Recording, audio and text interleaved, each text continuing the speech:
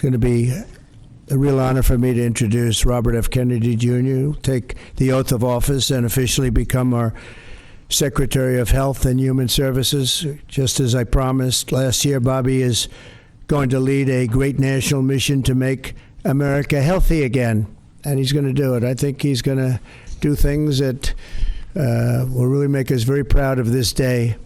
Like his father, Senator Robert F. Kennedy, and his uncle, President John F. Kennedy, Bobby has devoted much of his life to serving his fellow Americans in his campaign for president, and he was a very tough competitor. I did not like it at all. I said, let's get him on my side. But in his campaign for president in 2024, Bobby brought together a coalition of supporters across party lines, and he really worked very hard, and he had tremendous support, unbelievable support. And I think a lot of that support came my way when we decided to do a little merger, and it was really great. And it was very loyal, incredible people. They believe in him so strongly because he's a fierce advocate for the health of our children and for the values of free speech, democracy, and peace. And people are going to be very impressed, I have no doubt. I've known him a long time. He's been a friend of mine a long time. Perhaps most importantly, though, Bobby created a nationwide movement made up of millions and millions of mothers and fathers and young people and concerned citizens of every background who want to end and this horrible chronic disease crisis that exists in America. He's absolutely committed to getting dangerous chemicals out of our environment and out of our food supply and getting the American people the facts and the answers that we deserve. After years in which our public health system has squandered the trust of our citizens, and they really have. They don't trust us. They don't trust anybody, frankly. They've gone through hell. There's no better person to lead our campaign of historic reforms and restore faith in American health care. And Bobby's going to do it. The United States spends more money in health than any other country on earth, but we're growing sicker every year. We're not as healthy as countries that spend just a fraction of what we spend, so there's something wrong. He's going to figure it out. In recent decades, we've seen staggering increases in cancer rates across all age demographics, including more than 40% increase in childhood cancer since 1975. Who can believe that? And an explosion in other chronic childhood illnesses. Not long ago, 1 in 10,000 people, children, had autism. Now it's 1 in 36. Think of that. 1 in 10,000. 1 in 10,000. Now it's 1 in 36. Who can believe that? There's something wrong. There's something wrong. And I think it's something that can be found out. In 2022, more than 40% of children had at least one chronic health condition, and today nearly 80% of young adults do not qualify for military service, in large part for health reasons. Think of that, 80%. Something is wrong, and that's why immediately after Bobby is sworn in, I will be signing an executive order establishing the President's Commission to make America healthy again. We have some great people on that commission. Chaired by our new secretary, this groundbreaking commission will be charged with investigating what is causing the decades-long increase in chronic illness, reporting its findings, and delivering an action plan to the American people. And it's going to be a plan that people are really waiting to hear. Bobby, I want to thank you. You've gone through a lot. It's taken great courage. You've been amazing, actually. I'd call him and say, you're going to be okay. And he said, I know, I really do. He's really been supported amazingly by Cheryl and his family. And it was very tough. It was a very nasty group of people that were after him. But he was tougher and he was smarter than they are. And that's why he's here today. There are very few people that could have withstood the assault, but he was able to. So I just want to congratulate you, and we have a very special person here to swear you in, a man that I think has done I think he's just an amazing man. As you know, his name happens to be Gorsuch, and he's a member of the Supreme Court in extremely good standing. He's highly respected by everybody. And I didn't know, are you two friends or something? Or did this just happen to be? the justice. Did this just happen to be the luck of the draw? What happened? I reached out to him. Did you reach out? Well, you reached out to a very good man. So please, if you would, thank you very much.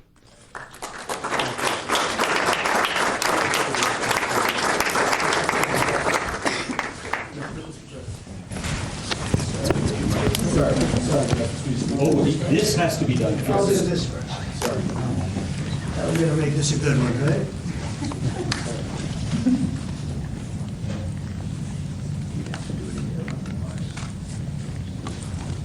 Okay, it's good so far, brother. Good. It's a 10.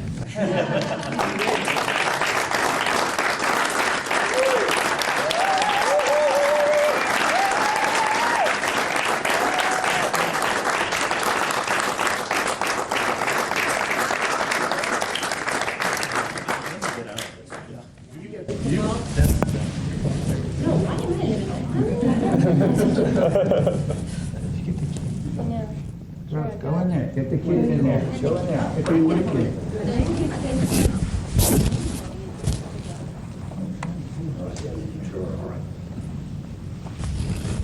Over here, please.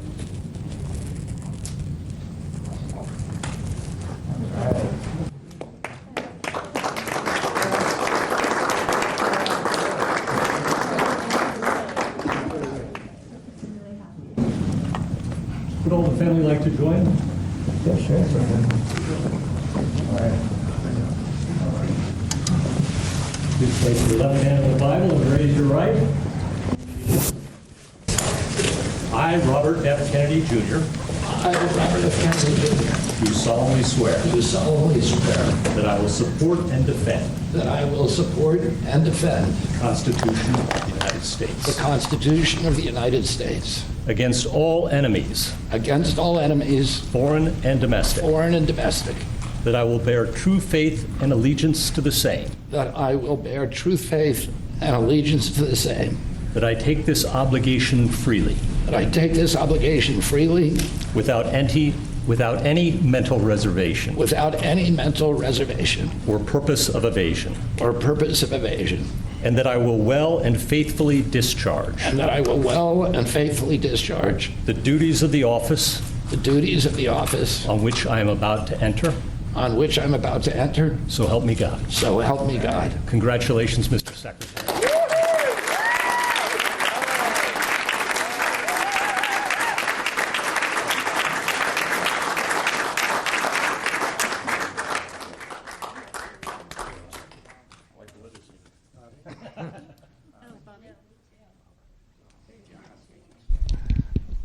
I want to begin by thanking President Trump for giving me this extraordinary opportunity, and I want to introduce my family and thank them for being here. My wife Cheryl, my cousin Anthony Shriver, my daughter Kik, my other daughter Kira, Catalina Shriver, Joey Shriver, Jackson Hines, and Amaryllis Kennedy. Oh, and I want to thank all of you for your support and throughout this whole 2.5-year journey. My first time in this Oval Office was in 1961, and I came here to meet or 1962. I came here and I had a meeting with my uncle, who was president then, where we talked about the environment. He was involved deeply, as we all know, in restoring physical fitness in this country. He challenged at one point during his administration, he challenged Americans to do a 50-mile walk, which I ultimately did. But I remember the day that my father completed his walk. We were staying up at Camp David. And my father came in after 18 hours walking on the C&O towpath with his feet bleeding and blisters on them. My father had one of his best friends was Al Lowenstein. And Al Lowenstein ultimately was a congressman from New York who was assassinated himself in 1980. But Al Lowenstein had started the Dump Johnson movement to get rid of President Johnson and end the Vietnam War. And at the time that he started it, people just thought it was a fool's errand. And ultimately, he asked my father to run for president against Johnson. My father wouldn't do it at that time, and he asked Gene McCarthy. McCarthy did it, and he joined that campaign. And my father ultimately ran, and Johnson then dropped out. So Al Lowenstein succeeded.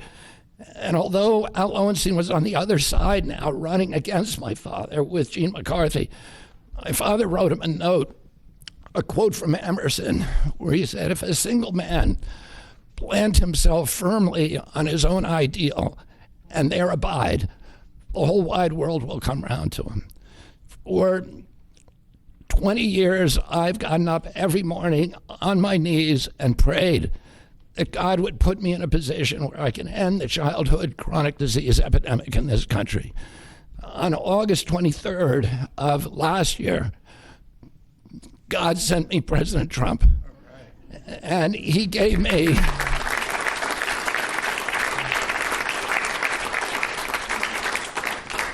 he's now given me, he's kept every promise that he's made to me. He's kept his word in every account and gone way beyond it. I'm so grateful to you, Mr. President. A lot of people told me that I couldn't trust President Trump, that I better get it in writing. And we did a handshake, and everything that he told me he was going to do, he has done.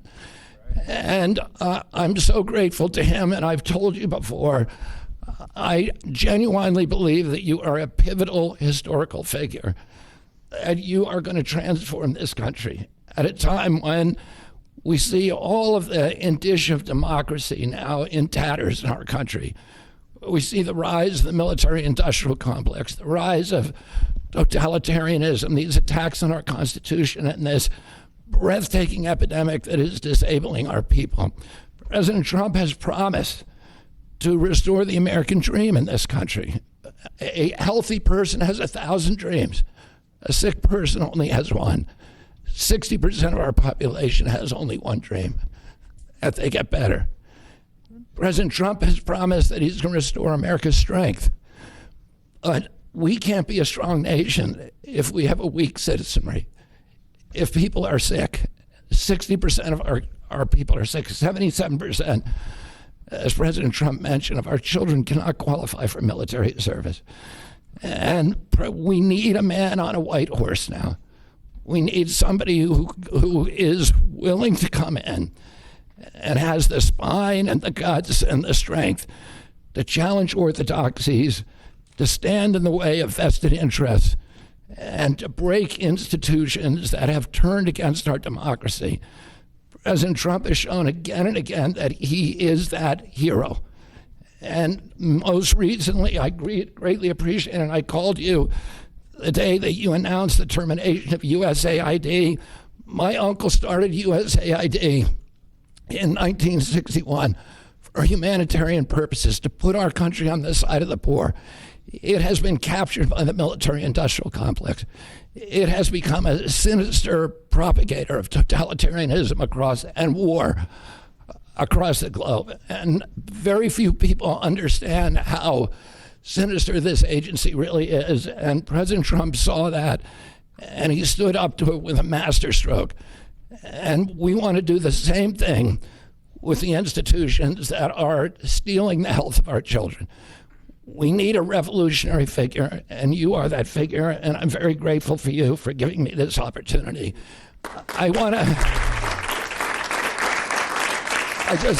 to recognize some of the allies that I've had in this battle for a long time: Senator Rand Paul, Senator Ron Johnson, Senator Roger Marshall, Marjorie Taylor Greene, and Buddy Carter, who've all been champions of the MAHA agenda before I even came along. I'm very grateful for you for standing strong. Thank you very much, President Trump.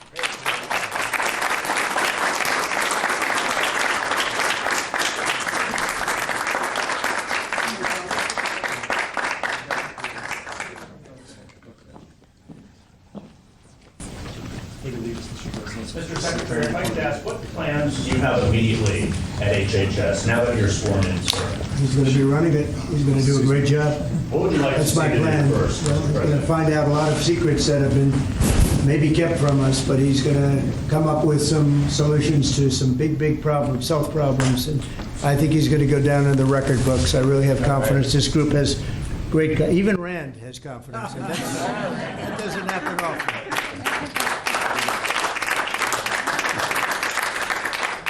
Thank you. Good luck.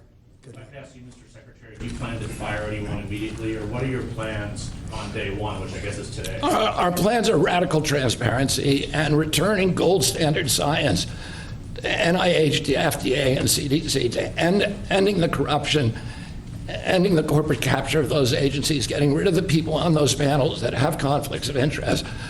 So we can do unadored and unimpeded science rather than the kind of product that is coming out of those agencies today. Mr. Secretary, may I ask, how do you address concerns that some Americans may have about your stance on vaccines? When people actually hear what I think about vaccines, which is common sense, which is vaccines should be tested, they should be safe, everybody should have informed consent. People are reacting because they hear things about me that aren't true. They hear characterizations of things that I've said that are simply not true. When they hear what I have to say actually about vaccines, everybody supports it. Mr. Kennedy, Kara Cashinova from Lindell TV.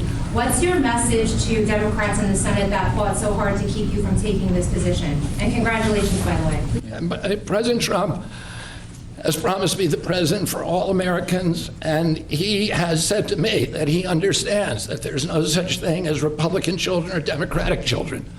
All of our children need to be protected, and whether you're in a blue state or red state, I'm going to do everything I can to work with you, whether you're Democrat or Republican, to restore child's health in this country.